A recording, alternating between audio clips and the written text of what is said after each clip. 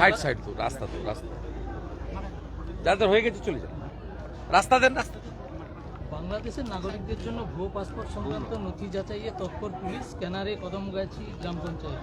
সবচেয়ে বেশি জন্মের শংসাপত্র ইস্যু হয়েছে এখানে, ভুয়ো নয় একটিও, দাবি পঞ্চায়েত।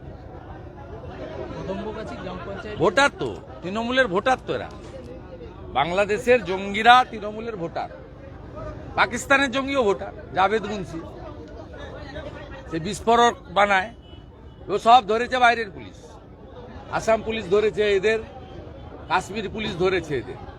পুলিশ ব্যস্ত বিজেপি নেতাদের নামে মিথ্যা মামলা করে। অনুপ্রবেশের একটু আগে তুহিন বিশ্বাসের বিরুদ্ধে অপহরণের মামলা করছি আমরা। চন্দন দাসকে অপহরণ করেছে উড়িষ্যা থেকে, উড়িষ্যা পুলিশ জানে না, অপহরণের মামলা করাচ্ছি।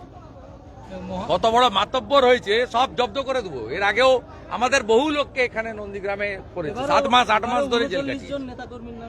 হ্যাঁ ঠিক আছে, এর আগে 15 দিন আগে মামলা মিথ্যা প্রমাণ হয়েছে, এটাও মিথ্যা প্রমাণ হবে,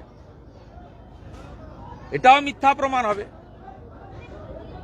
মমতা ব্যানার্জি এখানে হেরেছেন, ভবিষ্যতে আবার হারবেন। এখান থেকে তো হারিয়েছি, যেখানে দাঁড়াবে সেখানে গিয়ে হারাবো। তাই প্রতিহিংসার বশবর্তী হয়ে হিন্দু নেতাদের পুলিশকে ব্যবহার করে এই জিনিস করছে। আপনি এর আগে পাশে থাকার বার্তা দিয়েছিলেন, এই যে গ্রেপ্তারি, এ নিয়ে আপনার